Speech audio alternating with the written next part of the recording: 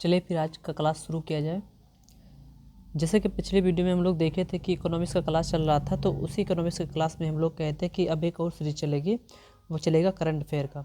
जब तक ये पीसीएस का एग्जाम नहीं हो जाता है तो अब एक क्लास आता रहेगा करंट अफेयर का। तो हम लोग अब इकोनॉमिक्स के साथ साथ करंट अफेयर के भी वीडियो पढ़ते हुए चलेंगे। तो पर डे एक क्लास करंट अफेयर और एक क्लास किसका रहेगा, तो वो एक क्लास इकोनॉमिक्स का रहेगा, एक क्लास करंट अफेयर का रहेगा। ठीक है, तो इस यूट्यूब चैनल पहली बार जो है करंट अफेयर की क्लासें शुरू होने जा रही हैं। तो जैसे क्या है कि इकोनॉमिक्स में हम लोग 10 से 12 वीडियो कर चुके हैं, तो उसमें ये पता चल चुका है कि टॉपिक किस वे में जाता है। तो अभी ये करंट अफेयर का टॉपिक है, तो इसमें थोड़ा सा पैसेंस बनाते हुए पढ़ेंगे हम लोग। जैसा कि हम लोग कहे थे कि हम कहे थे कल वाली वीडियो में हम पहले ही बताए थे कि अब जो करंट अफेयर की सीरीज है वो बंद नहीं होगी। इकोनॉमिक्स क्लास हो सकता है 1-2 दिन ना आए, चल जाता है, लेकिन करंट अफेयर का क्लास पर डे आता रहेगा, जो कि जीएस में सबसे अधिक वेटेज का होता है, करंट अफेयर का होता है। तो ये करंट अफेयर सितंबर, अक्टूबर, नवंबर, दिसंबर तक का कवर करेगा, और पीछे का जो करंट अफेयर बचता है उसे फिर से हम लोग कवर कर लेंगे। तो अभी ये जो नया वारंटेड ये दृष्टि का आया है, हम लोग उसके तहत ये देखते हैं करंट अफेयर को।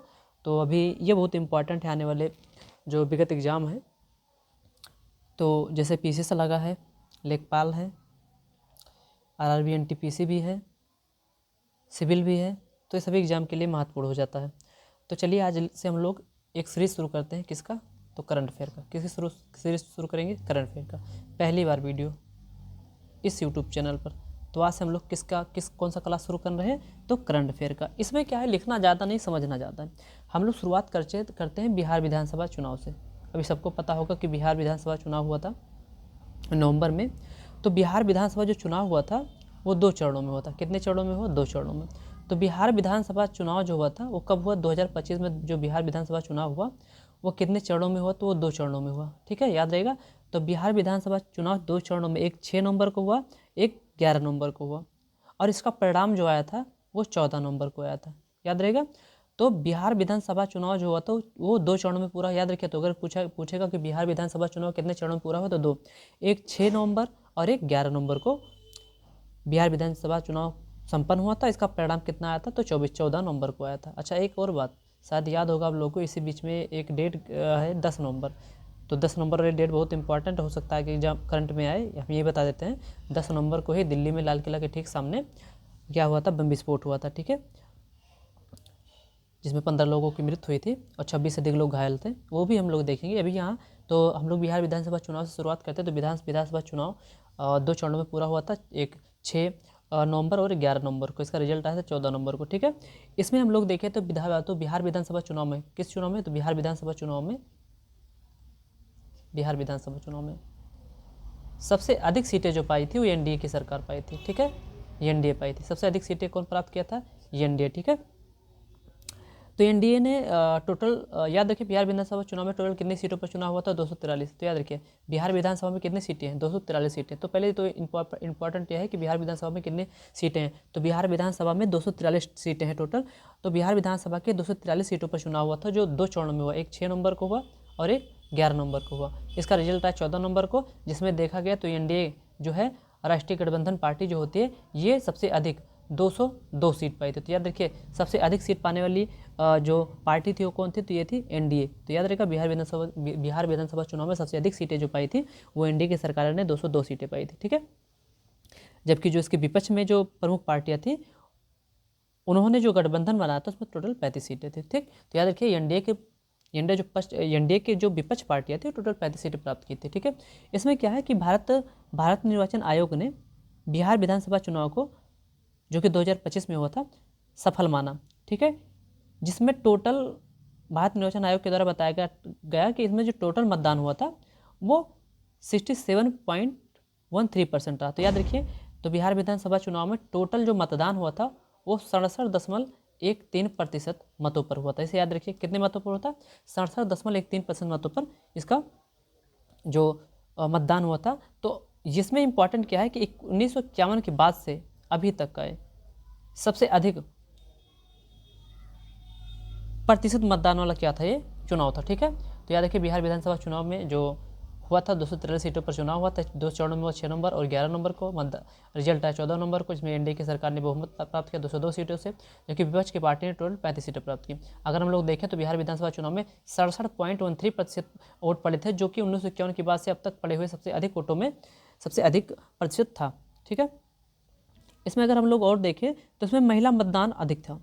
तो बिहार विधानसभा चुनाव में जो महिलाओं का योगदान था मतदान में वो 71.6% था, जबकि पुरुषों का 62.8%। तो ये भी याद रखिएगा। तो महिलाओं का कितना था, तो फीमेल का जो मतदान में प्रतिशत था वो 71.6% था, जबकि मेल का जो था वो 62.8% था। ठीक है, याद रहेगा।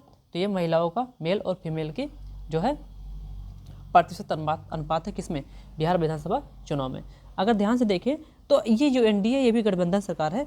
ये एनडीए जो है इसमें 2 पार्टियाँ होती है। इसमें जो भाजपा थी वो 89 सीटें पाई थी और जो जेडीयू थी वो 85 सीटें पाई थी। तो ये भी याद रखिए कि एनडीए जो सरकार है जो छोटी बड़ी पार्टियों से मिलकर बनी होती है। तो एनडीए की सरकार में जो थी भाजपा ने 89 सीटें प्राप्त की थी बिहार की, और भाजपा 89 सीट प्राप्त करने के साथ साथ बिहार की सबसे बड़ी पार्टी बन के भी उभरी। और दूसरा जो थी जेडीयू थी। ठीक है, याद रखिए। तो एनडीए में जो सबसे बड़ी पार्टियां हैं वो जेडीयू हैं, जो कि 85 सीटें प्राप्त की थी, और एनडीए ने कितनी सीटें प्राप्त की, 89। तो याद रखिए बिहार विधानसभा चुनाव में अकेले बीजेपी की पार्टी ने कितनी सीटें प्राप्त की, 89, और जेडीयू ने 85, और छोटी बड़ी पार्टियों से मिलाकर टोटल एनडीए की जो सरकार में सीटें प्राप्त हुई 202 प्राप्त हुई थी। ठीक है, अगर देखें सहयोगी दल में चिराग पासवान की एक पार्टी है एलजेपी। क्या है, एलजेपी। कौन सी पार्टी है, एलजेपी। तो एलजेपी ने टोटल कितनी सीटें प्राप्त की, 19। ठीक, और जीतनराम मांझी की जो पार्टी थी एचएएम, तो जीतनराम मांझी की पार्टी का नाम याद रखिएगा, एचएएम है। इसने कितने सीटें प्राप्त की थी, 5 सीटें प्राप्त की थी। वहीं उपेंद्र कुशवाहा ने जिनके पार्टी का नाम आरएलएम है, उन्होंने कितनी सीटें प्राप्त की थी, 4। ये सभी जो छोटी बड़ी पार्टी है सब किस में शामिल है, एनडीए में शामिल है। ये टोटल मिलाकर कितनी सीटें प्राप्त की थी, 202, जिसमें सबसे बड़ी पार्टी का नाम बीजेपी 89, जेडीयू था 85, और चिराग पासवान की जो पार्टी एलजेपी है 19 सीटें प्राप्त की थी। वहीं जीतनराम मांझी की पार्टी एचएएम जो थी वो 5 सीटें, और उपेंद्र कुशवाहा की सीटें आरएलएम ने 4 सीटें प्राप्त की थी। ठीक है, चलिए आगे देखा जाए। चलिए, अगर हम लोग इसमें ध्यान से देखें तो इसमें कुछ इंपॉर्टेंट और भी फैक्ट है। वो इंपॉर्टेंट फैक्ट क्या है, इसे ध्यान से देखिए। इसमें इंपॉर्टेंट ये है कि अगर हम लोग ध्यान से देखें तो यहाँ पे देखिए, अगर इसमें देखें तो जो विपरीत पार्टी थी, विपक्ष पार्टी थी, इसमें आरजेडी थी, कांग्रेस, वामपंथी, ये दल टोटल मिलाकर कितने सीटें प्राप्त किए थे, 35। तो जो विपक्ष की पार्टी थी उसे कुल मिलाकर कितनी सीटें प्राप्त हुई थी, 35, जबकि एनडीए की सरकार को कितनी प्राप्त हुई थी, अभी जस्ट बताएं, 202। ठीक है, आगे देखें तो उसमें जो प्रशांत किशोर की जन स्वराज पार्टी, तो याद रखिए ये बहुत हाईलाइटेड चल रहा था बिहार में, प्रशांत किशोर की जन स्वराज पार्टी, ये एक भी सीट प्राप्त नहीं कर पाई, एक भी सीट प्राप्त नहीं की। ठीक है, याद रखिएगा। तो बिहार की जो प्रशांत किशोर की जन स्वराज पार्टी उससे एक भी सीटें प्राप्त नहीं हुई थी। वहीं इसमें जो इम्पॉर्टेंट फैक्ट है वो क्या है, इसमें जो लोक गायिका है, एक लोक गायिका है मैथिली ठाकुर। कौन है, मैथिली ठाकुर। ठीक है, ये याद रखने लायक है। तो मैथिली ठाकुर जो है ये अलीनगर से, कहाँ से, अलीनगर से चुनाव लड़ी थी, और ये उस सीट से क्या हुई, जीत गई। तो याद देखिए मैथिली ठाकुर किस सीट से चुनाव लड़ी थी, तो अलीनगर सीट से क्या लड़ी थी, चुनाव लड़ी थी। और मैथिली ठाकुर इस जीत के साथ बिहार की सबसे युवा विधायक बन गए। तो अगर कभी पूछेगा कि बिहार की सबसे युवा विधायक कौन है, तो बिहार की सबसे युवा विधायक कौन बन गई, मैथिली ठाकुर किस सीट से लड़ी है, तो अलीनगर सीट से चुनाव लड़ी थी। ठीक है, याद रहेगा। तो बिहार विधानसभा चुनाव में सबसे इंपॉर्टेंट फैक्ट क्या निकल के आया कि जो मैथिली ठाकुर थी ये अलीनगर विधानसभा से चुनाव लड़ी थी, और ये अलीनगर सीट से जब ये चुनाव लड़ी तो ये क्या हो गई, ये चुनाव जीत गई, और चुनाव जीतने के साथ बिहार की सबसे युवा क्या बन के उभरी, विधायक बन के उभरी। ठीक है, याद रखिए। तो बिहार की सबसे युवा विधायक कौन है, तो है मैथिली ठाकुर। आगे अगर ध्यान से देखें तो रूपाली सीट है एक, तो बिहार में एक रूपाली सीट है। कौन सी सीट है, रूपोली सीट, रूपोली, याद देखिए इंपॉर्टेंट है, हो सकता पूछ ले, हालांकि बीपीएससी के लिए इंपॉर्टेंट ज़्यादा था बिहार पीसीएस के लिए। रिपोली सीट है, रिपोली सीट से जनता दल, कौन सा दल, जनता दल के कलाधार प्रसाद मंडल, कौन, कलाधार प्रसाद मंडल सबसे अधिक मार्जिन से जीते थे। अगर ये मतलब क्या है कि बिहार में जब चुनाव हुआ तो उसमें जनता दल के एक प्रत्याशी थे कलाधार प्रसाद मंडल। ये कलाधार प्रसाद मंडल जो थे बिहार विधानसभा सीटों में 2 लोगों में सबसे अधिक वोट से जीतने वाले व्यक्ति थे। इसका मतलब ये है कि ये कलाधार, मान लीजिए ये कलाधार प्रसाद मंडल है और इनके सामने कोई एक और है, ठीक है। तो कलाधार मंडल जब जीते थे तो ये जीते थे इनसे, मतलब ये ए जीत रहा है बी से, मतलब इनके बीच में जितना अधिक वोटों का अंतर रहेगा तो माना जाएगा कि इतने अधिक वोटों से क्या हुए, जीते। मतलब अगर इनको 7,000 वोट प्राप्त हो और इनके सामने जो प्रत्याशी हो उसको केवल 4,000 वोट प्राप्त हो तो मतलब कितने वोटों से जीते, 3,000 सीट से, 3,000 वोटों से, ठीक है, याद रहेगा। तो याद रखिए जो जनता दल के जो नेता थे वो रूपाली सीट से अपने जो विपक्ष थे उनसे सबसे अधिक मार्जिन से जीते थे। 73,572 वोट से जीते थे। कितने वोटों से, 73,572 वोट से।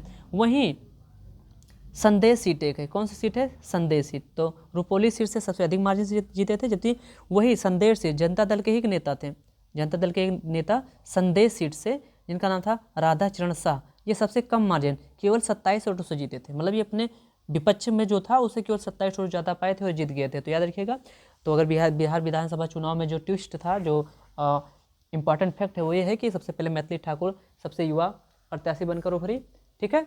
और उसके बाद क्या हुआ, और सबसे युवा विधायक बनी, कहाँ से, तोलेनगर सीट से। उसके बाद अगर देखें हम लोग तो कलाधार प्रसाद मंडल हैं, कलाधार प्रसाद मंडल जो थे वो अपने जो विपक्ष के नेता थे उनसे सबसे अधिक मार्जिन वोट से जीते थे, 73,572 सीटों से। वहीं जनता दल के एक और नेता थे, उनका नाम था राधा चरण शाह। ये राधा चरण शाह अपने जो विपक्ष के नेता थे उनसे केवल 27 वोट ज़्यादा पाए थे और जीत हासिल की थी, ठीक है।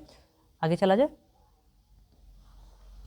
ये इंपॉर्टेंट फैक्ट था बिहार विधानसभा चुनाव से, ठीक। चलिए आगे देखा जाए। आगे तो ये आगे क्या था, इसमें दिया गया है कि मतदान की तिथि 6 नवंबर थी और एक क्या था, 11 नवंबर था। इसका रिजल्ट कब आया था, 14 नवंबर को, ठीक है। थोड़ा सा से जूम करते हैं तो भी समझ दिखाई देगा। ये देखिए इसमें क्या दिखाया जा रहा है, इसमें ये देखिए। तो इसमें कह रहा है कि अगर महत्वपूर्ण तिथियाँ देखा जाए तो निर्वाचन तिथि की संख्या 121 सीट। तो हाँ, तो याद रखिए पहला चुनाव किस तारीख को बिहार में, तो 6 नवंबर को। किस तारीख को हुआ, 6 नवंबर। तो 6 नवंबर को जो पहला विधानसभा चुनाव संपन्न हुआ बिहार का, तो उसमें टोटल कितने सीटों पर चुनाव हुआ था, 121 सीट पर, याद रहेगा। तो 6 नवंबर को जो पहले चरण में विधानसभा चुनाव हुआ था बिहार में, उसमें टोटल 121 सीटों पर चुनाव हुआ था। और दूसरा 11 नवंबर को हुआ तो उस पर कितने, 122 सीटों पर। तो याद रखिए 6 नवंबर को 121 सीटों पर और 11 नवंबर को 122 सीटों पर। टोटल कितने सीट हुए, 243 सीटें हुई, ठीक है। जिसमें 202 सीटें इंडिया जीती थी, ये हम पढ़ा चुके हैं। चलिए उसी में आगे बढ़ते हैं हम लोग। देखिए अभी जस्ट चर्चा किए थे। आगे देखिए ये है जो थोड़ा सा इसमें, ये देखिए ये आपके सामने आया, ये वाला क्वेश्चन। चलिए इसमें देखिए, तो अभी हम लोग चर्चा हम किए 10 नवंबर को। किस नवंबर को, 10 नवंबर। तो 10 नवंबर 2025 को पुरानी दिल्ली लाल किला के पास, तो याद देखिए पुरानी दिल्ली लाल किला के पास आप लोग सुने भी होंगे कि धीमी गति से एक कार आई और वो क्या कहते हैं, जहाँ क्या कहते हैं उसे, ट्रैफिक जो सिग्नल हो रहा है, ट्रैफिक सिग्नल के पास खड़ी थी और अचानक उसमें क्या हुआ, जोरदार विस्फोट हुआ, ठीक है। 6:52 पर जोरदार क्या हुआ, विस्फोट हुआ लाल किला मेट्रो स्टेशन के ठीक सामने, ठीक है, याद रखिए। तो दिल्ली में पुरानी दिल्ली में लाल किला के ठीक सामने 6:52 पर एक धीमी गति की रफ्तार से आती हुई कार जो कि ट्रैफिक सिग्नल पर खड़ी हुई और उसमें क्या हुआ, विस्फोट हुआ, ठीक है। किस तारीख को हुआ था, 10 नवंबर में। तो बताइए दिल्ली में, पुरानी दिल्ली लाल किला के ठीक सामने जो धीमी गति से आती हुई कार में विस्फोट हुआ था, किस तारीख को हुआ था, 10 नवंबर को हुआ था। आगे देखा जाए, इसे भारत सरकार ने एक आतंकी घटना माना था। कौन सी घटना माना, आतंकी घटना। इसकी जांच औपचारिक रूप से किसको सौंपा गया, तो याद रखिए दिल्ली की जांच को NIA को सौंपा गया था, ठीक है। और NIA ने इसे आतंकवादी घटना घोषित किया था। 11 नवंबर को NIA के द्वारा जब जांच किया जा रहा था तो एक संदिग्ध व्यक्ति था डॉक्टर उमर नबी, तो उसे क्या कर लिया गया, गिरफ्तार कर लिया गया। तो याद रखिएगा bomb blast, Delhi bomb blast, पुरानी दिल्ली बम ब्लास्ट में जो संदिग्ध एक व्यक्ति था डॉक्टर उमर नबी था, इसे क्या कर लिया गया, गिरफ्तार कर लिया। अच्छा ट्विस्ट इसमें यह था कि डॉक्टर उमर नबी का ही 2 कथित सहयोगी थे, डॉक्टर उमर नबी के ही सहयोगी थे, डॉक्टर मुजम्मिल अहमद गनई और डॉक्टर आदिल अहमद रठार। इन्हें जो पुलिस थी ये पहले ही गिरफ्तार कर चुकी थी। सोचिए 10 नवंबर से पहले ही गिरफ्तार हो चुके थे। इनके 2 ही सहयोगी थे और बाद में डॉक्टर उमर नबी भी गिरफ्तार हो गए। ठीक है, तो कुल मिलाकर ये माना जा रहा था कि एक आतंकवादी घटना है। और वहीं फरीदाबाद जिला के धोज और फतेहपुर, ठीक, धोज और फतेहपुर तागा गांव में, तो फरीदाबाद जिला के धोज और फतेहपुर तागा गांव में 2900 किलोग्राम से अधिक अमोनियम नाइट्रेट मिला था। अमोनियम नाइट्रेट, तो भी याद रखिए फरीदाबाद में ही 2900 किलो से अधिक अमोनियम नाइट्रेट मिला था। ठीक है, और इस आतंकवादी घटना की जो जिम्मेदारी ली थी वो लिया था टीआरएफ ने लिया। कौन लिया? तो इसे याद रखिए, तो कौन लिया था? नहीं, इसकी कोई जिम्मेदारी नहीं लेते टीआरएफ, वो तो पहलगाम हमला कर लिया गया था। चलिए आगे देखा जाए, आगे चलिए, एक मिनट रुकिए, समझ में नहीं आएगा तो बताइएगा ज़रूर।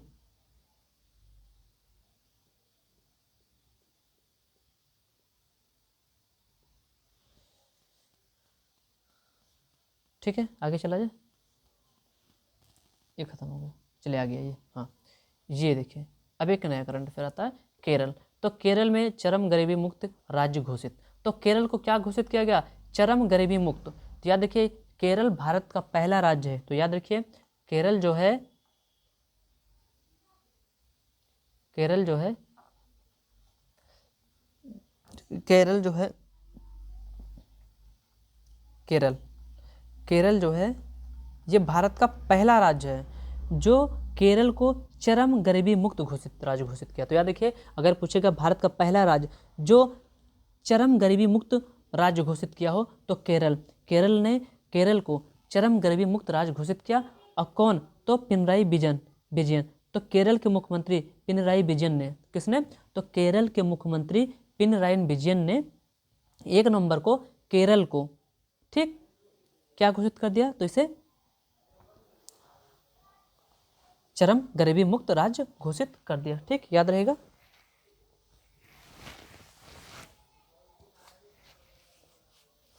ठीक है, आगे चला जाए।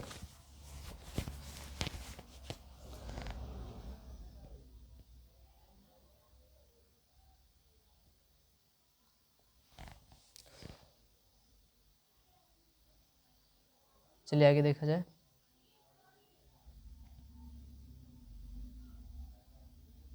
ठीक है, याद रहेगा। तो अभी केरल के मुख्यमंत्री पिनराई विजयन ने केरल को क्या घोषित किया? तो केरल को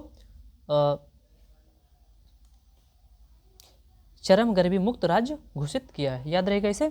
चलिए आगे चला जाए। तो ये वाला क्वेश्चन याद रखा कि भारत का ऐसा कौन सा राज्य से चरम गरीबी मुक्त राज्य घोषित किया गया? तो वो केरल है। ठीक है, चलिए आगे देखा जाए। चलिए इसमें 1 मिनट रुकिए, थोड़ा सा जूम किया जाए इसे।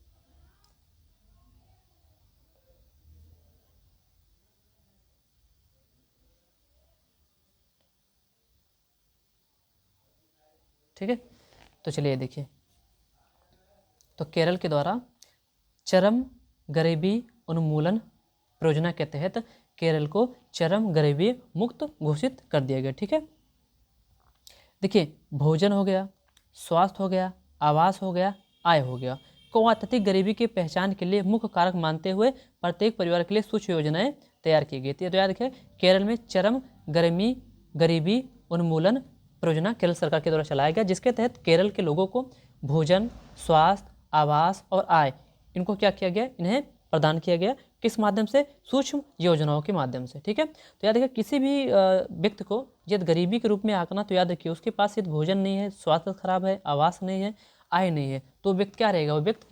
वो व्यक्ति गरीब रहेगा। ठीक है, आगे चला जाए।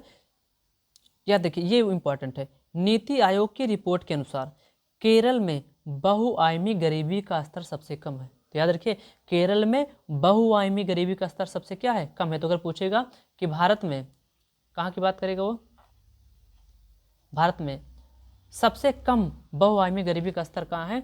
तो भारत में सबसे कम बहुआयामी गरीबी का स्तर कहाँ है? तो सबसे कम बहुआयामी गरीबी का स्तर जो है वो कहाँ है? केरल में। तो नीति आयोग की रिपोर्ट के अनुसार केरल में बहुआयामी गरीबी का स्तर क्या है? सबसे कम है। इस पॉइंट को आप नोट करिए, ये इंपॉर्टेंट रहेगा। ठीक है, तो केरल में बहुआयामी गरीबी का स्तर क्या है, सबसे कम है। ठीक, याद रहेगा। आगे चला जाए,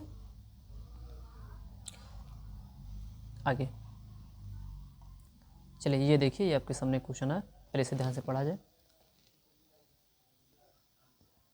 चलिए, ये आ गया, थोड़ा सा और जूम किया जाए, ये देखिए। चलिए, तो ये आपके सामने क्वेश्चन क्या आ रहा है, ये करंट में है, मॉडल यूथ ग्राम सभा। क्या है, मॉडल यूथ ग्राम सभा। ठीक, तो संविधान के अनुच्छेद 243 के तहत हमको पता है कि पंचायत की चर्चा होती है। तो संविधान के अनुच्छेद 243 के तहत संविधान में किसकी चर्चा है, तो पंचायत की चर्चा है। किसकी चर्चा, पंचायत की चर्चा। किसके तहत, 243 के तहत। तो संविधान के अनुच्छेद 243 के तहत पंचायत की चर्चा है, जिसके तहत क्या कहा गया कि ग्राम सभा एक संवैधानिक निकाय है। तो ग्राम सभा क्या है, पंचायत क्या है, तो ग्राम सभा एक संवैधानिक निकाय है जो प्रत्यक्ष लोकतंत्र का प्रतीक है। मतलब यहाँ भी हम लोग देखते हैं तो पंचायत का जो चुनाव होता है, ग्राम प्रधान का जो चुनाव होता है वो प्रत्यक्ष होता है। तो ग्राम सभा जो होता है, ग्राम सभा संवैधानिक निकाय है जहाँ प्रत्यक्ष लोकतंत्र का वो प्रतीक है। ठीक है, सभी वयस्क ग्रामीण जो होते हैं वो क्या करते हैं, वहाँ पे मतदान के माध्यम से अपने उपेक्षित उम्मीदवार का चुनाव करते हैं। ठीक, आगे लिखा है कि सभी वयस्क ग्रामीणों को शासन, विकास योजना और जवाबदेही सुनिश्चित करने का अधिकार देती है। तो ग्राम सभा क्या देती है, ग्राम सभा किसी भी व्यक्ति जो कि वयस्क है उसे अपने मताधिकार का प्रयोग करते हुए अपने मन मुताबिक नेता चुनने का अधिकार होता है, जिसे हम ग्राम प्रधान कहते हैं, और जो उनके प्रति क्या हो, जवाबदेह हो। ठीक है, जवाब दो किसके किसके प्रति हो, शासन कैसा चल रहा है या विकास योजनाएं कैसी हैं। ठीक है, मॉडल यूथ ग्राम सभा एक शैक्षिक पहल है। याद रखिए, जो मॉडल यूथ ग्राम सभा है, ये जो मॉडल यूथ ग्राम सभा है क्या है, ये शैक्षिक पहल है। ठीक है, तो अगर कभी पूछा जाएगा मॉडल यूथ ग्राम सभा को किस आधार पर बनाएगा, तो ये शैक्षिक पहल है जो छात्रों के को ग्राम सभा प्रक्रियाओं के व्यवहारिक अनुभव देती है। यह राष्ट्रीय शिक्षा नीति 2020 के अनुरूप है। तो याद रखिए, मॉडल यूथ ग्राम सभा जो है ये शैक्षिक पहल है, जिसके तहत इसमें राष्ट्रीय शिक्षा नीति के अनुरूप इसको बनाया गया है, जो युवाओं को सक्रिय नागरिकता के लिए तैयार करती है। तो याद देखिए, कुल मिलाकर ये समझ लीजिए कि देश के नागरिकों को जो युवा हैं उन्हें नागरिकता के लिए क्या करती है, तैयार करती है, और ये ग्राम सभा की पद क्या करती है, सचेत करती है। तो चलिए इसे हम लोग देखेंगे क्वेश्चन कैसे हम लोग अटेंड करेंगे, क्वेश्चन कैसे आएगा। तो इसमें आएगा कि मॉडल यूथ ग्राम सभा किसके अनुरूप है, तो ये राष्ट्रीय शिक्षा नीति के अनुरूप है, क्योंकि मॉडल यूथ ग्राम सभा जो पहल है ये एक शैक्षिक पहल है। ठीक है, अगर हम लोग देखें तो इसमें आगे क्या दिया गया, 30 अक्टूबर 2025 को पंचायती राज मंत्रालय देखिए अभी जस्ट गए थे, ग्राम सभा मतलब पंचायत, तो इसे लाया किसके द्वारा गया, तो इसे लाया गया पंचायती राज मंत्रालय द्वारा। तो याद देखिए, मॉडल यूथ ग्राम सभा को पंचायती राज मंत्रालय के द्वारा, किसके, पंचायती राज मंत्रालय के द्वारा शिक्षा मंत्रालय तथा जनजातीय कार्य मंत्रालय के सहयोग से, तो याद रखिए इसे लाया किसके द्वारा गया, इसे लाया गया पंचायत राज मंत्रालय, ये चलता नहीं है, पंचायत राज मंत्रालय। तो पंचायत राज मंत्रालय किसके सहयोग से लेके आया है, तो इसे लेके आया है शिक्षा मंत्रालय के सहयोग से। किस मंत्रालय, शिक्षा मंत्रालय प्लस जनजातीय कार्य मंत्रालय। कौन सा मंत्रालय, जनजातीय कार्य मंत्रालय। तो इसे किस किस मंत्रालय के द्वारा लाया गया, इसे लाया गया पंचायती राज मंत्रालय के द्वारा, इसको लाया गया है किसके सहयोग से, तो शिक्षा मंत्रालय और जनजातीय कार्य मंत्रालय के द्वारा इसे लाया गया। तो जब कभी एग्जाम में आएगा कि मॉडल यूथ ग्राम सभा किसके द्वारा लाया गया, तो लाया तो गया है पंचायती राज मंत्रालय के द्वारा, लेकिन किसके सहयोग से, तो शिक्षा मंत्रालय और जनजातीय कार्य मंत्रालय के द्वारा इसे लाया गया। ठीक है, जो छात्रों में नागरिक चेतना और लोकतांत्रिक मूल्यों को विकसित करने की एक क्या है, पहल है। ठीक है, चलिए अगर आगे देखें इसमें समझ में आया, तो मॉडल यूथ ग्राम सभा जो पहल है, एक शैक्षिक पहल है जो राष्ट्रीय शिक्षा नीति के अनुरूप है। इसको लाने का काम पंचायती राज मंत्रालय ने किया था और सहयोग किसका लिया था, शिक्षा मंत्रालय और जनजातीय कार्य मंत्रालय का। ठीक है, आगे इसमें हम लोग देखें ध्यान से,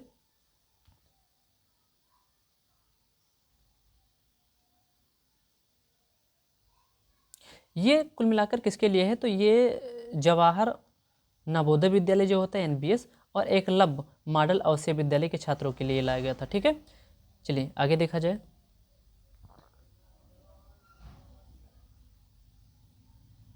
चलिए आगे देखा जाए,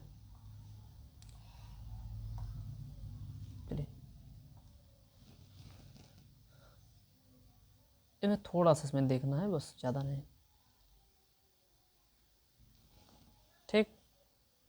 चलिए देखिए, पीएम सेतु योजना, कौन सी योजना? पीएम सेतु योजना, जो 1000 सरकारी आईटीआई का क्या है, हब एंड स्पोक मॉडल के उन्नयन की परिकल्पना करती है। तो याद रखिए, जो पीएम सेतु योजना थी, ये कुल मिलाकर आईटीआई सेक्टर को बढ़ाने का क्या था, कार्यक्रम था, इतना याद रखिए। तो पीएम सेतु योजना क्या थी, ये देश भर में कम से कम 1000 सरकारी आईटीआई का क्या है, हब खोलने की एक प्रक्रिया थी। ठीक है, आगे देखा जाए तो पीएम सेतु भारत की आईटीआई इकोसिस्टम को सरकारी स्वामित्व लेकिन उद्योग प्रबंधन के मॉडल में पुनर्विभाजित करते हैं, जिसमें विश्व बैंक और इसे विकास बैंक से बेसिक सा वित्त पोषण का समर्थन होगा। याद रखिए, तो ये जो पीएम सेतु योजना है, कुल मिलाकर पीएम सेतु योजना देश भर में, अपने भारत में आईटीआई सेक्टर को बढ़ाने का कार्य कर रही है, जिसके लिए इसे मदद किससे मिलेगी, तो इसे विश्व बैंक और एशियाई विकास बैंक से क्या मिलेगी, मदद मिलने की संभावना है, या सब वित्त पोषण होगा। तो इतना याद रखिएगा, बस इतना बहुत वो इंपॉर्टेंट है कि पीएम सेतु योजना को सह वित्त पोषण किसके द्वारा किया जाएगा, तो विश्व बैंक और एशियाई विकास बैंक के द्वारा। तो इतना याद रखिए, पीएम सेतु योजना जो है किस सेक्टर को बढ़ाने का काम कर रहा है, तो आईटीआई सेक्टर को बढ़ाने का कार्य कर रहा है। इस योजना के तहत 5 नेशनल स्किल ट्रेनिंग इंस्टीट्यूट, ठीक है, तो पीएम सेतु योजना के तहत जो है 5 नेशनल स्किल, अंतर्राष्ट्रीय मतलब नेशनल और राष्ट्रीय, स्किल माने होता है जो बौद्धिक क्षमताएं होती है, ट्रेनिंग इंस्टीट्यूट, ठीक है, जिनसे भुवनेश्वर हो गया, चेन्नई हो गया, हैदराबाद हो गया, कानपुर हो गया, लुधियाना हो गया, के वैश्विक साझेदारियों के साथ सेंटर ऑफ एक्सीलेंस के रूप में सशक्त बनाया जाएगा। तो यह देखिए, पीएम सेतु योजना में जो 5 नेशनल स्किल ट्रेनिंग इंस्टीट्यूट है, उनका नाम याद रखिएगा। तो पूछ सकता है कि पीएम सेतु योजना के तहत किन 5 नेशनल स्किल ट्रेनिंग इंस्टीट्यूटों का चयन किया गया है, तो याद रखिए, सबसे पहले कौन है, भुवनेश्वर है, भुवनेश्वर के बाद है चेन्नई है, चेन्नई के बाद कौन है, हैदराबाद, हैदराबाद के बाद कौन है, कानपुर, कानपुर के बाद कौन है, लुधियाना। याद रहेगा, तो सबसे पहले कौन रहेगा, सबसे पहले रहेगा भुवनेश्वर, भुवनेश्वर के बाद दूसरे नंबर पर कौन रहेगा, चेन्नई, तीसरे नंबर पर कौन रहेगा, हैदराबाद, चौथे पे कौन रहेगा, कानपुर, पांचवें पे कौन रहेगा, लुधियाना। फिर से एक बार, सबसे पहले कौन रहेगा, सबसे पहले रहेगा भुवनेश्वर, ठीक, दूसरे पर कौन रहेगा, चेन्नई, तीसरे पर कौन रहेगा, हैदराबाद, फिर कौन रहेगा, कानपुर, फिर रहेगा लुधियाना, आखिरी बार एक बार फिर से, पहले पे कौन रहेगा, भुवनेश्वर, फिर रहेगा चेन्नई, फिर रहेगा हैदराबाद, कानपुर और लुधियाना। ठीक है,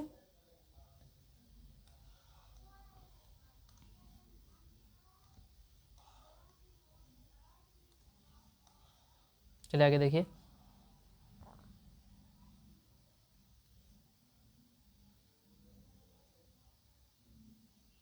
ठीक है, अगर ये देखा जाए कि पीएम सेतु योजना के प्रथम चरण में राजस्थान के भरतपुर को आईटीआई हब बनाने की बात की गई, तो पूछेगा राजस्थान के कौन से आईटीआई को चयनित किया गया, तो आईटीआई भरतपुर को चयनित किया गया। ठीक है, याद रहेगा ये, चलिए बस इसमें इतना ही याद रखना था, बहुत अधिक याद नहीं रखना।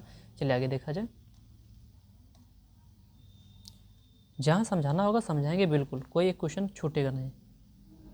ठीक, चलिए इसमें देखा जाए, ये याद रखिए, इसमें ये थोड़ा सा इम्पोर्टेंट है, नीचे का जो है, ये देखिए नीचे वाला जो क्वेश्चन है ये, तो प्रधानमंत्री ने बिहार की पुनर्निर्मित के लिए मुख्यमंत्री निश्चय स्वयं सहायता भत्ता योजना लॉन्च किया। तो क्वेश्चन ये आ सकता है कि प्रधानमंत्री के द्वारा किस राज्य में मुख्यमंत्री निश्चय स्वयं सहायता भत्ता योजना लॉन्च किया गया, तो कहाँ लॉन्च किया गया, बिहार में। याद रहेगा, कहाँ लॉन्च किया गया, बिहार में।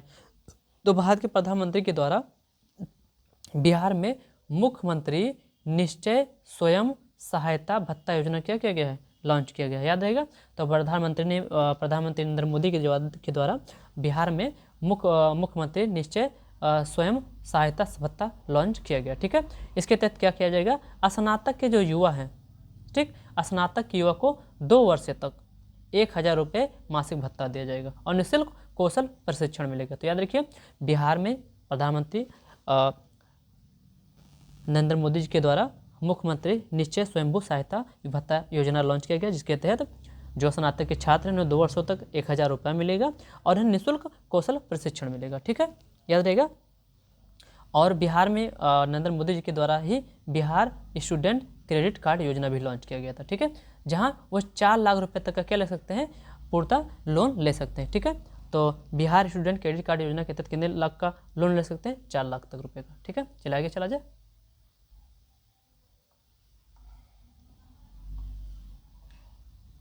चलिए आगे देखा जाए।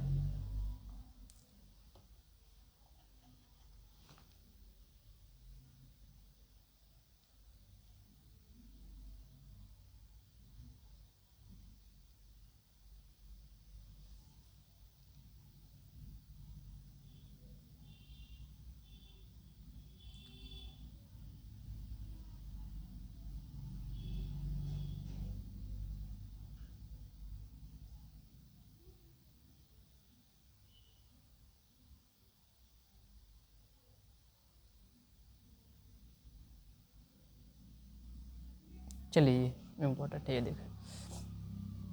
तो आ गया आरएसएस, ठीक, राष्ट्रीय स्वयं सेवक संघ, इसे आरएसएस कहते हैं, ठीक है, राष्ट्रीय स्वयं सेवक संघ, ठीक। तो आरएसएस को क्या कहते हैं?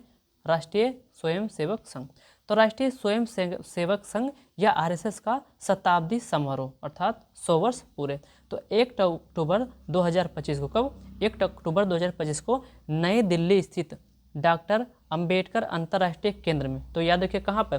तो 1 अक्टूबर 2025 को नई दिल्ली में स्थित डॉक्टर अंबेडकर अंतर्राष्ट्रीय केंद्र में, याद रखिए कहाँ? तो डॉक्टर अंबेडकर अंतर्राष्ट्रीय केंद्र में प्रधानमंत्री नरेंद्र मोदी ने मुख्य अतिथि के रूप में राष्ट्रीय स्वयं सेवक संघ के शताब्दी समारोह में भाग लिया। तो याद रखिए, जब आरएसएस का शताब्दी समारोह मनाया जा रहा था, उसमें जो मुख्य अतिथि थे वो माननीय नरेंद्र मोदी जी थे, और उनके द्वारा क्या किया गया?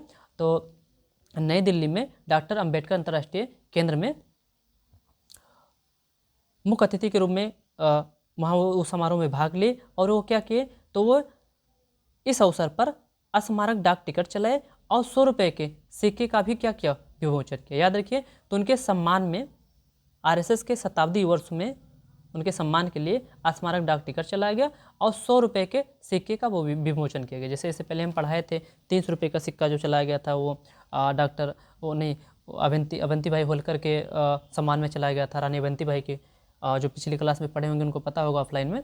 वैसे ही तो राष्ट्रीय स्वयं सेवक संघ के जो शताब्दी समारोह है, उस समारोह में आदरणीय प्रधानमंत्री मोदी जी के द्वारा स्मारक डाक टिकट और 100 रुपये के सिक्के का क्या किया गया? विमोचन किया गया, ठीक। आगे देखा जाए तो ये इंपॉर्टेंट था, 100 रुपये का सिक्का का विमोचन किया गया। एक मिनट रुक जाइए, ये देखिए, यह देखिए आगे। तो राष्ट्रीय स्वयं सेवक संघ की स्थापना किसके द्वारा की? ये भी इंपॉर्टेंट है।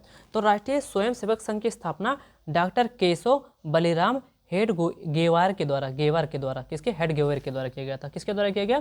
तो डॉक्टर केशव बलिराम, किसके द्वारा? तो डॉक्टर केशव बलिराम हेडगेवार ने विजयदशमी के शुभ अवसर पर, किस पर? तो विजयदशमी के शुभ अवसर पर 1925 में कहाँ इसका स्थापना किया था? नागपुर में किया था। कहाँ किया? नागपुर में। तो आरएसएस की स्थापना डॉक्टर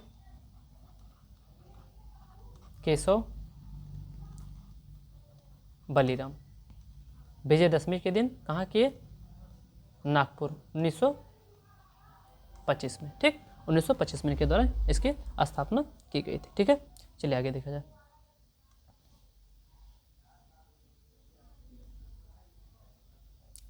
ठीक, चलिए बस आज के लिए इतना शुरुआत था, आज इतना ही रह देते, कल इसके आगे क्लास का किया जाएगा। धीरे धीरे क्लास आगे बढ़ाएंगे। आज के लिए 30 मिनट आधा घंटा का क्लास बहुत है। कल प्रयास करेंगे कि 1 घंटे के ऊपर का क्लास होगा। पर डे करंट अफेयर चलता रहेगा, 1 घंटे, आधा घंटे, 40 मिनट, 50 मिनट, ठीक है। चलिए आज के लिए बस इतना ही, पढ़ते रहिए।